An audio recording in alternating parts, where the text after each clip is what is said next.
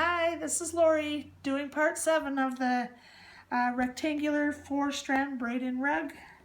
The other videos I showed you how to cut the rug and how to attach the strips together, how to start the rug, go around the corners, turn it over. Now I'm just going to finish this one up. I was just trying to think of some tips to tell you while I was finishing this up. Try to get your t-shirts, the strip, the weight of the materials to be kind of equal, and also make sure your strips are cut to pretty much the same width, depending on how big or how chunky you want your rug. But this rug is pretty tightly woven, so it takes a lot of material. You can see my pile of strings that I have to choose from. I'm about to finish this one up so I can show you how I end it over here, but I'm going to go a few more of these. And as you can see, these kinds of rugs, I kind of call them hobo rugs, and this kind uses up a lot of scrap strips that you have left over from making other rugs. I have made them where there were strips and blocks of color. I have a hard time making rugs like that anymore with this method because you need a lot of the same. I've done rugs where I used 2 strips, kept 2 of the strips the same color all the way through. That gives it a different look. I've done them where I just keep one of the strands gray all the way through or a certain color, and that looks good too. It's just however you like to do it. I just started making these a couple months ago, so I really need to get my creative juices flowing and figure out how to do different patterns on them. I'm not that mathematical, so it's kind of hard for me to figure out like how many rows in and how many out to do the different colors. So, plus I never know when I'm going to run out of material. So yeah, I'm about to finish this one up right here. When I get to the end, I'm going to weave the strings in and show you how to stop it. I might have to tie one more yellow onto here. I hope I won't, but I think I may have to, because I think I don't have a long enough piece to weave in. So let me get this almost done. I'm going to have to tie a little bit of yellow on here. Let me just grab a little chunk here of yellow, get that tied on real quick, and then I can show you how I finished it.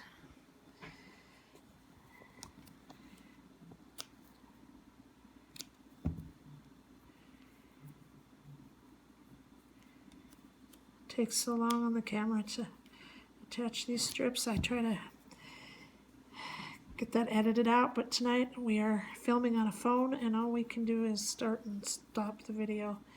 No pausing, so I have to get her done tonight like this. Okay, I got a little more yellow put on there, and I may have to put a little more tan on as well to this last row just to get it long enough to make it around this corner here. I've made it with my stitches now. This will be the last one to make it look even, but sometimes I like to make these ones come around up in here. So I'm going to do this one, the red, and put it through there as well, just to make more of a squared edge on this rug. Do I want to do it with the tan? I think I do. I think I'm going to put just a little more on there. I wouldn't have to, but it will give me a little bit more to weave in there when it's time to get the weave in.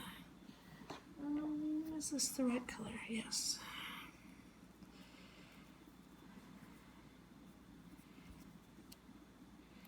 And when you're making these rugs, don't worry about if they don't turn out perfectly. So what if they're a little lopsided? My rug company is called Perfectly Flawed Rag Rugs, and that's just for that reason. They're never going to be perfect. They're handmade, and face it, they're going on the floor. They don't need to be masterpieces, I guess. All right, I'm going to hook my pin on here so I can finish this rug off. Now, see, we still got our 4 here, and I'm going to take this one up and around here just so I get a more square edge on this one. I'm going to stick it right back in the same one. Now you can see I'm snugging it up to kind of keep my edge straight there. Now I usually take these two and make a knot in them, just like that. Snug it down quite a bit, and then you can take your pin off for a minute. Find about how much you'd like to weave in there and cut it off, and then just start weaving it underneath the other colors to just try to get it. You cut it to about 4 or 5 inches. Yeah, about 4 or 5 inches long, and then just start weaving it in there. Really, once the rug is done, you can't tell really. So I don't know where to go next, but you just find a spot and go. And then when you're done, then just tuck it in. I gotta get this under here. Ooh, it's a tight one. There. Now I'll get my pin out. Snug it under there, you see? And it's disappeared.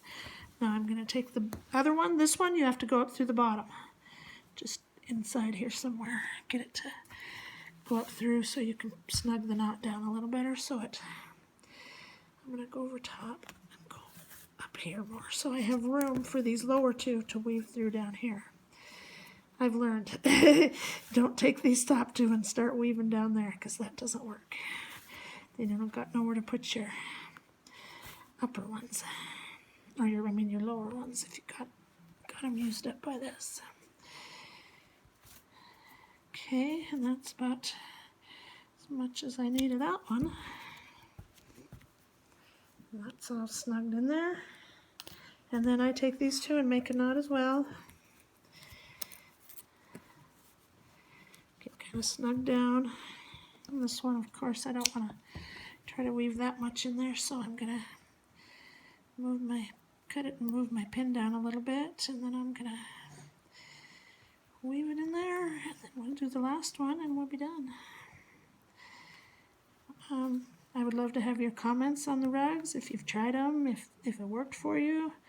I've only been doing the rectangle method for a couple, 3-4 months now, just because I used to do the ovals all the time and with the round ones, and once I washed them I couldn't get them to lay flat again, and it frustrated me, so I gave up on the round and the oval ones. I'm going to cut a little off of here too, so I don't have so much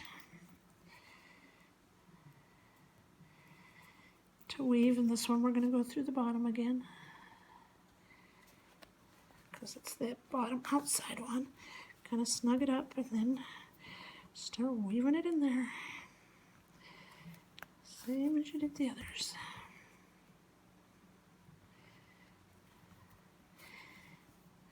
And really, I forgot to tell at the beginning on video number 1, the equipment that you need to make these rugs. You need about 5 safety pins, kind of the larger ones, and a scissors, and a bunch of shirts. You need to have a lot of strips cut. Like I said, it takes a lot of material to make these ones. I'm not sure Quite a lot.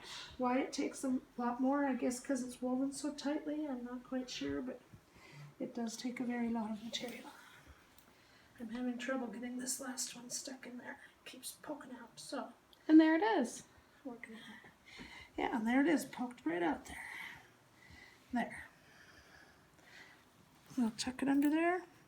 And now if Paris will stand back a little bit. There's the finished rug. All done. Excuse me. The edges are pretty well straight. Didn't get too much narrower or too much wider. I'll turn it over and you can see the other side. The 4-strand really gives you a nice texture on the rugs. I've tried them with 5 strands, 6, 7, and 8, and none of them gave me the texture that I'm in love with, like this one. So go ahead and try how many ever you want, and thank you for watching my videos. Bye.